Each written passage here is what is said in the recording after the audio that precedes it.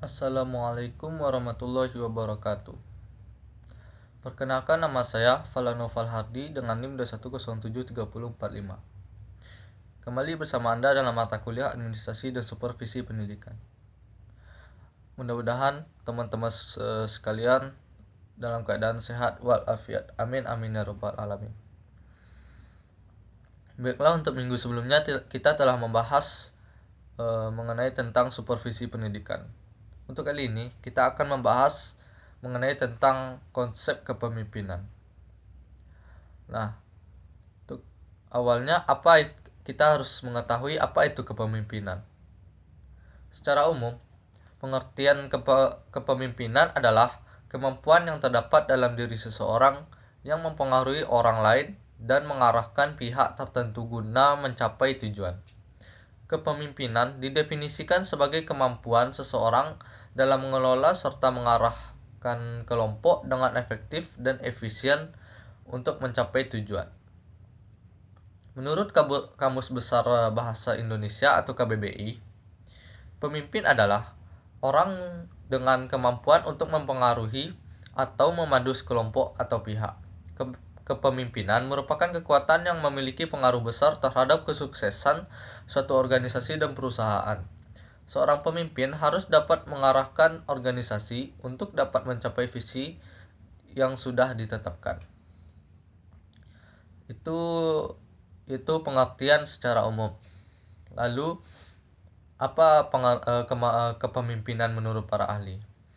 Untuk yang pertama itu ada Mujiono. Menurut Mujiono, kepemimpinan adalah pengaruh satu arah, dikarenakan seorang pemimpin kemungkinan besar memiliki kualitas tertentu yang membuatnya berbeda dengan pengikutnya.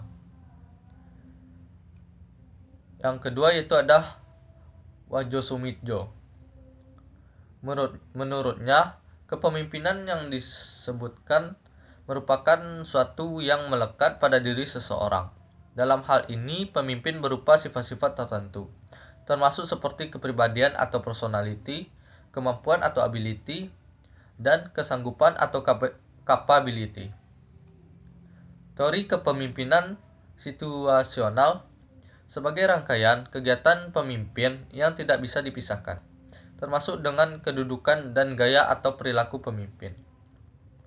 Selanjutnya menurut Fiedler menyebutkan teori kepemimpinan sebagai pola dari suatu hubungan antar individu dengan menggunakan wewenang dan pengaruhnya terhadap kelompok. Selain itu, ada pula pengaruhnya terhadap kelompok agar bisa bekerja sama dalam mencapai tujuan. Selanjutnya itu Sondang Pesyagian. Teori kepemimpinan menurut Sondang Pesyagian adalah kemampuan seseorang ketika menjabat sebagai pimpinan organisasi tertentu. Saat menjabat sebagai seorang pemimpin, juga memberi pengaruh terhadap orang lain.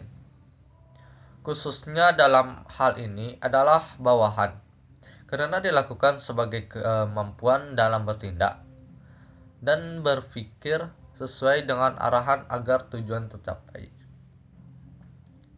Yang terakhir itu OTT. OTT menjelaskan teori kepemimpinan sebagai proses hubungan antar pribadi yang di dalam seseorang yang bisa mempengaruhi sikap, kepercayaan, dan perilaku orang lain. Tentunya, proses tersebut kemudian memiliki dampak atau pengaruh yang signifikan. Nah, setelah kita bahas mengenai tentang pengertian, lalu kita harus mengetahui apa tujuan kepemimpinan tersebut.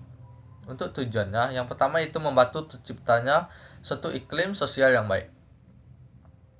Kepemimpinan dalam organisasi memiliki tujuan untuk membantu terbentuknya suatu iklim sosial yang baik. Iklim sosial juga akan mempengaruhi kinerja dan kenyamanan setiap anggota yang terdapat di dalam kelompok. Iklim sosial merupakan suatu konsep yang abstrak dan berada di dalam organisasi. Meski abstrak, tapi dapat dirasakan pengaruhnya. Tujuan yang kedua yaitu membantu kelompok dalam menetapkan prosedur-prosedur kerja. Kepemimpinan yang ada dalam sebuah organisasi memiliki tujuan untuk membantu menetapkan prosedur kerja yang harus dipatuhi setiap anggotanya. Prosedur kerja merupakan tahapan yang urut dengan tujuan supaya aktivitas yang dikerjakan bisa berjalan dengan lancar. Selanjutnya, yaitu membantu kelompok untuk mengorganisasi diri.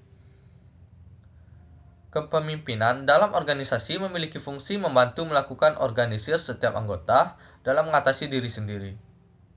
Melakukan organisasi pada diri sendiri dalam artinya mengatur dan menyusun setiap bagian dalam organisasi, baik orangnya maupun yang lain sehingga menjadi kesatuan. Untuk tujuan selanjutnya yaitu mengambil keputusan sama dengan kelompok. Kepemimpinan dalam sebuah organisasi mampu dalam mengambil sikap dan keputusan bersama untuk keberlangsungan organisasi. Tujuan yang terakhir yaitu memberi kesempatan kepada kelompok untuk belajar dari pengalaman. Kepemimpinan dalam sebuah organisasi, kelompok dan perusahaan memberi tujuan berupa kesempatan pada kelompok tersebut untuk bisa mengambil pelajaran dari pengalaman. Kesempatan menjadi sebuah waktu dengan keterkaitannya terhadap keleluasan, peluang, dan sebagainya. Selain itu, juga memiliki makna sebagai waktu yang diberikan memperbaiki sesuatu. Nah, apa fungsi kepemimpinan? Untuk fungsi yang pertama itu ada instruktif, fungsi instruktif. Fungsi ini bersifat perintah, suatu perintah kepada orang atau anggota kelompok dengan jelas hingga yang diberi perintah melaksanakan tugas dengan baik dan benar. Fungsi instruktif memposisikan pemimpin sebagai pengambil keputusan serta pemberi tugas kepada para anggota. Sementara anggota hanya bertugas menjalankan instruksi yang diberikan. Selanjutnya itu ada fungsi konsultatif. Fungsi konsultatif bersifat dua arah, terkait gaya kepemimpinan yang menganut kebiasaan mendengar pendapat dan pertimbangan anggota sebelum pengambilan keputusan. Fungsi kepemimpinan menempatkan anggota organisasi atau bawahan melakukan konsultasi dengan pemimpin dalam mencari solusi terbaik mencari tujuan bersama. Selanjutnya itu fungsi partisipasi. Dalam pengambilan dan keikutsertaan, partisipasi mengarah pada keterlibatan mental dan emosi seseorang dalam mencapai sebuah tujuan dan adanya pertanggungjawaban di dalamnya. Selanjutnya itu fungsi delegasi. Fungsi delegasi memiliki arti perwakilan. Utusan dengan proses penunjukan secara langsung maupun musyawarah. Dan terakhir yaitu fungsi pengendalian. Fungsi pengendalian para anggota, suatu proses pengaturan berbagai faktor dalam satu organisasi atau perusahaan. Hal ini agar pelaksanaan harus sesuai dengan perencanaan. Fungsi pengendalian dalam kepemimpinan dalam arti pemimpin mengendalikan semua aktivitas atau pekerjaan.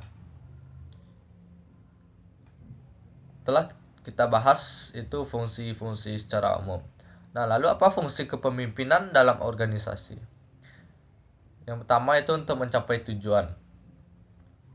Yang kedua itu untuk memotivasi orang lain. Fungsi yang ketiga memotivasi orang lain. Nah, untuk selanjutnya bagaimana syarat untuk bisa menjadi pemimpin? Yaitu terdapat 7 syarat. Yang pertama itu problem solver. Seorang pemimpin dituntut mampu membuat keputusan penting dan mencari jalan keluar dari permasalahan. Jika tak mau julukan Miss No Solution tercetak di punggung, mulailah bertindak tegas dan hapus kebiasaan Anda bersikap pelin-pelan. Jangan pula memupuk kebiasaan melarikan diri dari tanggung jawab. Untuk cara yang kedua yaitu bersikap positif. Setiap orang tak luput dari kesalahan bila hal ini menimpa anak buah Anda.